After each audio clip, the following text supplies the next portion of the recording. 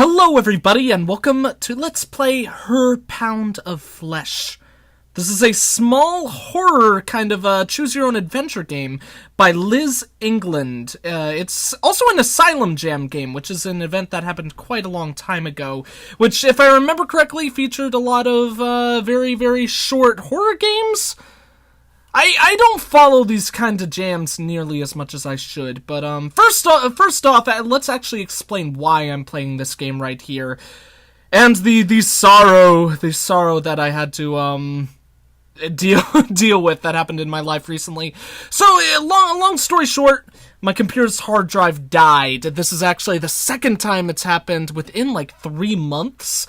So just my luck. I've had to ship my computer back home, where my parents will be able to bring it to the nearest app store, because there isn't one for miles where I am here at my university. Right before finals week too, but really none of that matters. So I was able to get a lender's Mac. Figured might as well just use a Mac anyway, since I'm not going to be able to install any new programs onto these things. Got a lender's computer, basically, and I am able to record on this. Since I'm not using any of my regular programs, the quality might be... the visual quality, visual and audio quality might be a little bit worse than my videos usually are. And I sincerely apologize for that. Like... part of me really hates that I have to record with a different computer and have all the quality be worse. And now I'm only forced to play browser games, but that's fine. There's plenty of good browser games out there. But if there's one thing that aggravates me more than putting out, quite in all honesty, probably subpar content for you guys, it's putting out no content at all. And I want to keep on making stuff for you guys. Even if it means I can't, be playing the games that I'm doing my series on and stuff like that. But anyways, let's actually just get right into the game here. As I mentioned already, this is a choose-your-own-adventure horror game. So, and it's pretty damn short, so I think we'll be able to get through it in one sitting here. So, yeah, turn off your lights, guys, and let's go ahead and get started. Day 1. She's dead. You remind yourself that every day since she's died, but her scent still lingers in the carpets, the blankets, the very walls of your apartment. Her clothes lie scattered on the floor, reminding you. No matter how far you run, you can't seem to escape her. Maybe you don't want to. Today will be different, you tell yourself. Today will be different. You close the door behind you and lock it, sealing yourself inside of your apartment. The blinds stand closed against the sunlight. Clothing, mail, and random artifacts of your life litter every surface. Fruit flies dance around the sink in the kitchen. Your phone screeches and buzzes in the quiet apartment. One thing that I should mention while we're still at the beginning right here, this is actually, as you guys can almost certainly tell already, this is going to be a text-based choose-your-own-adventure. So more than most other videos that I could do, if you guys just want to like play this in the background while you use this video will probably function more as an audiobook kind of thing than something you would want to watch visually. So feel free to of course, like, go to anything else if you want. Let's go ahead and answer the phone. There's no reason not to right now, I suppose. You put the phone to your ear and sit down on the sagging couch. Hey, the caller says. You recognize the voice. How you doing? You make a non-comical noise. A non-committal noise. So, buddy, you told me that you have something for me today? I've got a couple buyers that are very interested. His excitement grates your ears. You got what I'm looking for yet? Tell him you might have something, or lie and tell him you have nothing yet. I think I'll play this based on what I think our character would do based on the text, rather than what I would do per se. So let's go ahead and lie to him. No, you swallow, but your throat is dry. I ran into some problems and I couldn't get it. The words tumble rapidly out of your mouth. Look, I can try again in a few days. I'll figure something out. Make sure to call me when you do. You're my most reliable source, you know? His excitement is replaced by a cool, measured voice. A dangerous voice. Of course. You turn off your phone. Remove the specimen from your pocket. Okay, let's see what we had. You pull out a single test vial with the words Prime Cut. Or Prime CU Tech. I think that's what it would be. Printed around the seal. It shines even in the dim light. A small pink blob sits in the clear liquid. The creature floats as you tip the vial. So much work for such a little thing. It has potential, but it's not ready yet. There's still something else you need. Let's go ahead and search the bathroom for it. I think I would. I know I'm not basing this off of myself, but we don't know where this guy would be more likely to forget something, and I think I would be more likely to forget something in the bathroom. You go into the bathroom and flick on the bright fluorescent light. A pile of empty toilet paper tubes litter the floor around the toilet. Yellow and brown stains blot the white tiles. You haven't cleaned in a while. Her makeup products are still scattered around the sink. The mirror sparkles like a night sky with dots of toothpaste and spit. Let's go ahead and search. Let's search the trash for it. Maybe we threw it out.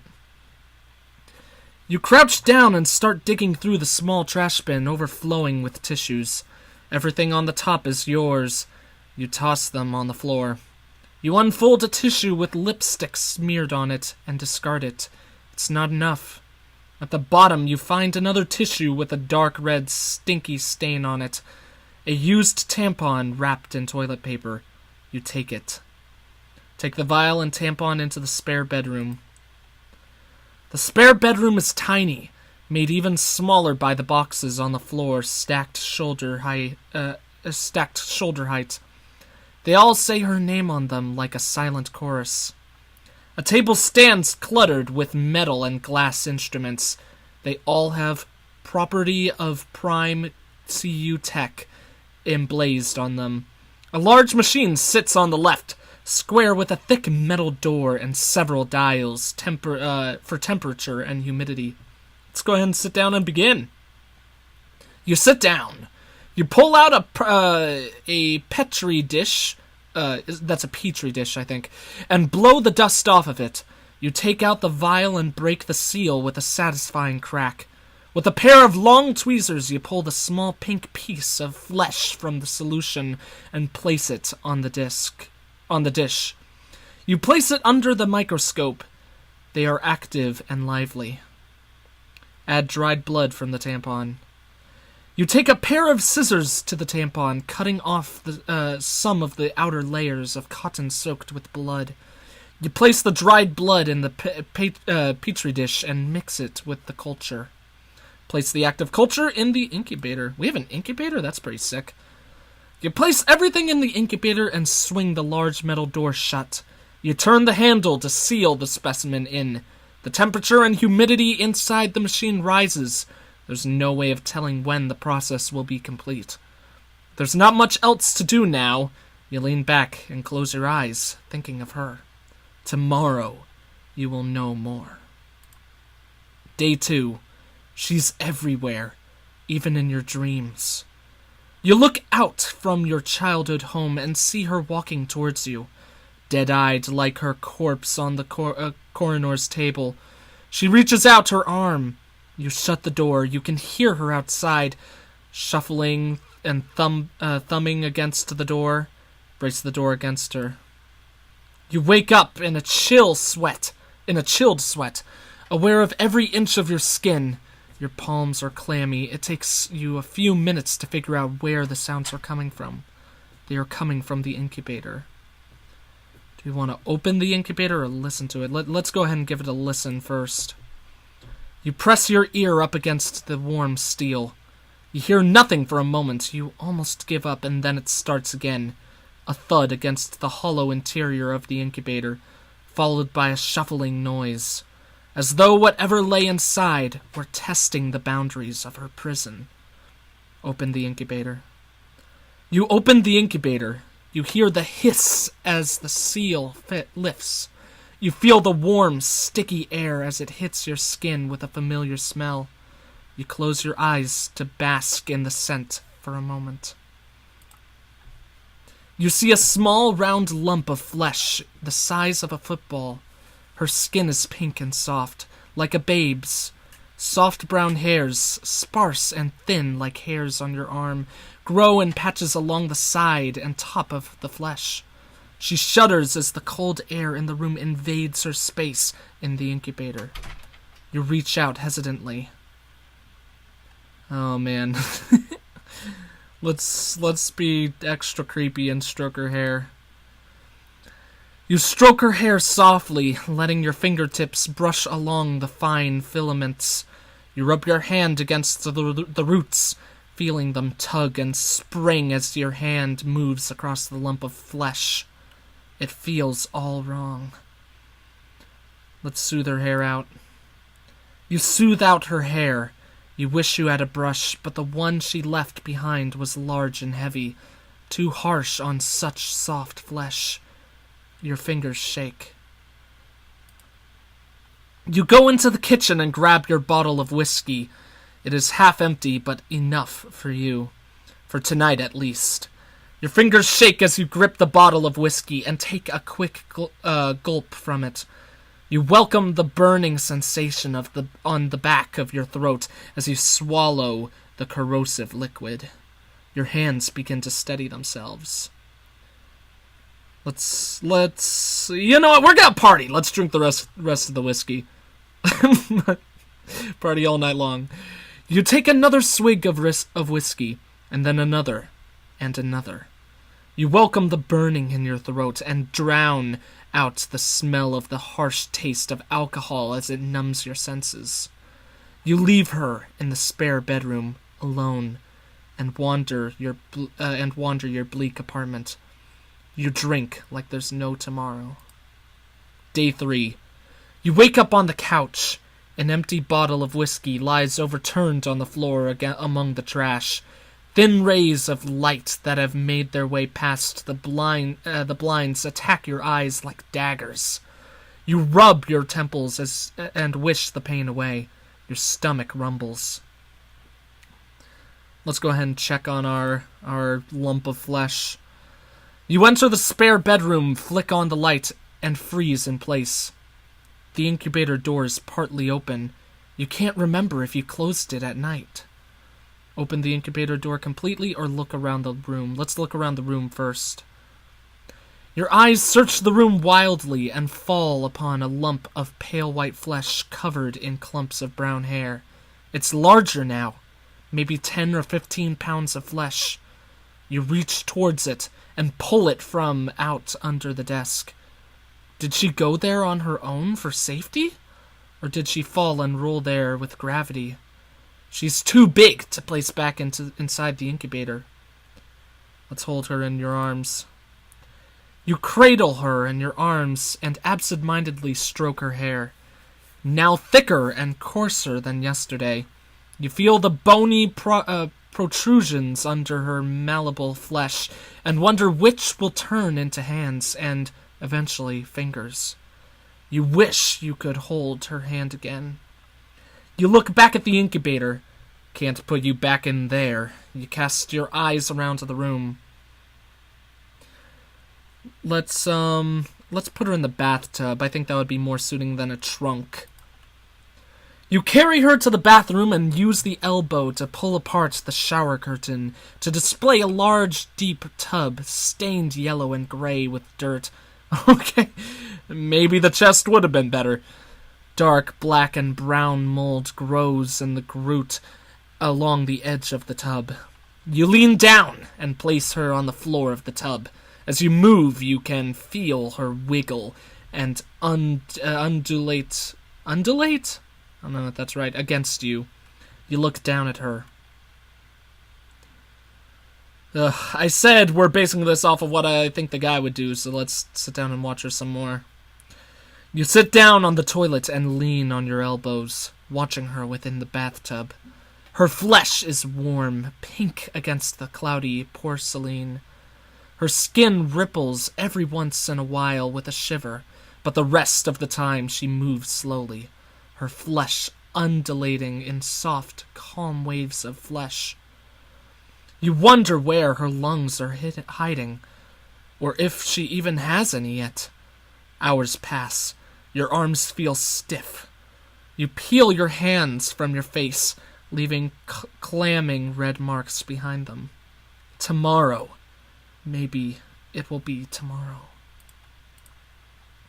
Day 4. You wake up again. This time a knock on your front door. You check the time, it's almost noon. You wait, huddled under your blanket, for the knocks to stop. You hear them again, and then wait. The feet shuffle again, and then turn, growing fainted with each step. You recall you left her in the bathtub. Go check on her in the bathtub. You crawl out of bed and strain your shirt as you straight your shirt as you head into the bathroom and flick on the light. Your eyes hover over the bathtub.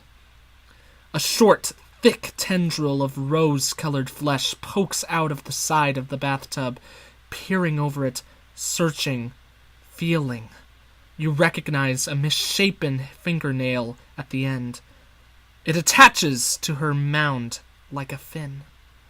She's larger now, maybe the size of a dog. Her body has developed some form of her shapeless mass. You can see bones stretch against her skin like knots. Her hair grows in patches of thick fur. Let's use the bathtub to wash her. You reach for the shower knobs and fiddle with them until the chlorinated water pours through the rusty building pipes and through the tap. You test the water. It burns your hands. You welcome the red marks from the scalding temperature. Change the water temperature and wash her. You flip the cold water on and wait until it feels warm and soothing on your skin. You spray her with the shower head. You see her fin wriggle as you cover her bulbous flesh with water cascading across the rosy skin and patch of thick, curdling hair growing in turfs like weeds. Let's clean her with the soap. Bleach seems a little cruel. You pick up the soap with the side of the bathtub and wet it under the water. The lavender scent fills the warm, humid room. It's her scent. You lather up the soap and then soothingly rub it into her skin and hair. She has no eyes for the suds to sting. Not yet, anyway. Soon. You spray her with the water before shutting it off. Let's dry her off with a towel before leaving her alone. You dry her off with a large cotton towel, the only clean one you have left. You lift her in your arms as you pat her dry. She feels warm to the touch, her hair damp but soft. You lean down to smell her, filling your nose with her beautiful scent. You dry off the tub with a second towel best you can before placing her back inside. Let's leave her alone for the rest of the day. You decide to just leave her there. Her fin-like hand taps against the side of the bathtub. You can barely recognize her anymore. Maybe tomorrow it'll be better. Day 5. You wake up, but you don't feel like you've slept at all. You can taste bile and scum in your mouth. You smell of stale sweat. You sit up from the couch and rub your sore neck. You haven't been to work in days. Did they even notice? Check on her in the bathtub. You stumble into the bathroom, rubbing your bleary eyes and look in on her. Her flesh has parted at the very top, facing upward. 2 thick pink lips opening and closing and pursing themselves together. A tongue dances, snake-like, along the edge of her mouth, then disappears back into the orifice. Let's watch her from a distance. You watch her closely as you move toward the toilet and sit upon the closed lid. Her body twists as though it heard you, her mouth open and facing your direction, and her lips smacking loudly. You see deep pink and purple gums, but no teeth. Her fin thumbs along the side of the tub and crawls over it, longer than it was yesterday. She does not appear to have the strength to move herself yet. Let's give her something to drink. You peer into her mouth and realize her tongue is dry. Her lips have begun to crack. You try to decide what to give her. Let's give her fresh filtered water from the tab. I don't know if that would be better from tab water. Oh, well, that's not from the tab. I think fresh water would be better than from the tab, even if it's a species that is growing. Who knows, maybe we're about to poison her. You go into the kitchen and open the refrigerator. It's full of old leftovers, undefinable food stains, and mold growing healthily on the bottom shelf. You grab a sealed bottle of water and bring it back to the bathroom. The seal crackles as you unscrew the top and start to feed the cool water to her begging mouth. Her misshapen tongue licks the final drops of water off her lips. Give her something to eat. You leave her alone in the bathtub and walk out into the dusky kitchen. Black shiny flies hover over the garbage can defensively. You ignore them. The refrigerator hums. The pantry is mostly empty except for a bag of rice and some seasoning packs. Let's cook her some rice. I think that would be nice enough. You pull out your only clean pan and toss fistfuls of rice in it before filling it with water, not bothering to measure it. You place the pot on the stove, turn up the heat, and wait. The rice will incubate in there, grow, become soft. Hopefully. You were never much of a cook. Your stomach rumbles, but you ignore it. The rice is for her. The timer on the oven beeps after 20 minutes. Feed her the rice. You feed her the freshly cooked rice with your fingers. She eats it up greedily. Her skin crawls at the feel of your tongue against your fingertips as she searches for more. Tell her you miss her. I miss you. Your voice is unsteady and little more than a whisper, but you see her lips twist. I wish you could come back to me. You hold her fin in your hand. You find yourself speechless as you gaze into her open maw. There's still a chance tomorrow will get better. You lay in bed wide awake. Day 6. Listening. Thump. The sound is coming from the closed bathroom door. Thump, thump. She's knocking. You know that you need to decide what to do about her once and for all. You'll need to decide soon. Let's look at the bathroom door. You turn in bed and cast your eyes towards the bathroom door. The light is on. Did you leave the light on? You can't remember. A shadow dances back and forth at the base of the door. What does she want? What do you want? What am I going to do? You ask yourself in a whisper, facing the ceiling with a blank stare. You jump as your phone screams like a siren in the empty apartment. We'll ignore it. You ignore the phone. You let it ring out without even checking the caller, but you are pretty sure you know who it is. Thump. It goes to voicemail. We'll delete the voicemail. You delete the voicemail without looking at it. You know who it is and what he wants. There's no way you would do that to her. Thump. But what are you going to do with her? Think about your options. You sit up in bed and rub your temples. You love her. You miss her. You can smell her and Now you can touch her soft skin and move your fingers through her curly hair like you always did. Thump. You curl up in the fetal position. It's not quite right. You don't know what went wrong. You love her too much to hurt her. Or you fear what she is and you want and what she will become. Thump. You shiver under the blankets, wondering what kind of creature she's become now, and what she'll be tomorrow, or the next week, or next month. You swing your legs over the side of the bed and stand up.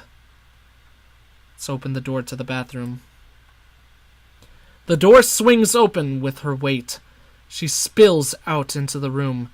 A large torso of loose, squishy flesh with half a dozen unidentifiable appendages sprout from her body. A long mane of black, curly hair goes from just above her wide, open mouth along her back and trails along behind her. Her body squishes itself as she moves forward like a snail.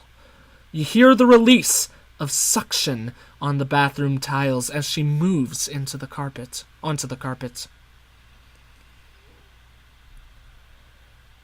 Let's attempt to put her out of her misery. But I kinda wonder if we could say our final goodbyes. Let's kneel down and hold her in your arms first. You drop to your knees and hold her in your arms. Her tendril wraps itself around you. You cry into her hair as you stroke it. You can feel her breath on your arm and the click of her teeth. It's still her. Parts of her, anyway. Okay, now we don't have the option to go back. What would we rather do here? Promise her you will never let her go. You tighten your grip around her and kiss her on the hairless patch of skin. Don't worry, I won't ever let you go. You cast your eyes about the room and see it.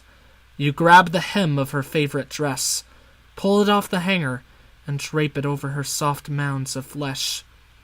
I will take care of you, you promise her. Forever. Day 31. You wake up to the knock on the front door. You groan and shut out the noise until you're fully awake. The knocking continues. It is the landlord again. You ignore it. You roll off the couch and go to the kitchen, grabbing a large pail on your way. You open up the fridge and upend a pot of noodles into the pail, filling it halfway. You reach in and continue to grab food. Condiments now, new and old, dumping them into the pail. Your fridge is almost as empty as your bank account. Deliver the pail of food products to her. You lug the messy pail of food to bedroom and open the door. You see a pile of flesh pressed up against the doorframe, completely filling the room. A tendril takes the pail and lifts it to the giant gaping maw. She slurps up the food hungrily. You use the stained towel to clean the drippings from her flesh. She puckers her lips. That's all I have, you whisper to her. You can hear the wall creak as she strains against it, growing before your eyes. Do you hear me? Oh, do you hear me? The banging on the door increases. You know the rules. No pets allowed. End of days. No pets allowed. Well, that was pretty crazy. I'm a little bit unfortunate. I'm a little bit sad that I didn't quite get to do what I wanted to do. I was hoping that after we would hold her in our arms, we would again get the option to take her out of her misery. Like, I wanted to just, like, hold her in our arms and say our final goodbye to her before killing her, but you know, this ending was pretty interesting as well, this being a pretty damn creepy game to say the least. Does have multiple endings, though, and I don't think, I might come back and play this again, before I get my computer back, so I could get back to the regular games on the channel, and the continuing series that we have going on so far. But I think that's going to be it. I think that's probably going to be all that I'm going to show off of Her Pound of Flesh, because I really like this game, and I think I wouldn't want to spoil the rest of the endings for you guys if you did want to go ahead and go back and see what kind of things you could unlock. Nice to see that you could actually go back to the beginning of day 6. I wonder if that must mean it would allow us to at least get one of the other endings much more quickly, seeing as we did have the option to try to take her out of her misery. But yeah, as I was saying, I hope you guys have enjoyed Her Pound of Flesh so far. As always with these types of games, I will put a link in the description below to where you could go ahead and check out this game if you are at all interested in just playing around yourself, making your own decisions, and seeing what endings come from those decisions and all that jazz. So anyways, thank you all for watching. If you enjoyed the video, please consider leaving a like, a comment, and or subscribing if you have not. I am the Egg Scrambled Gamer, and I will see you all next time.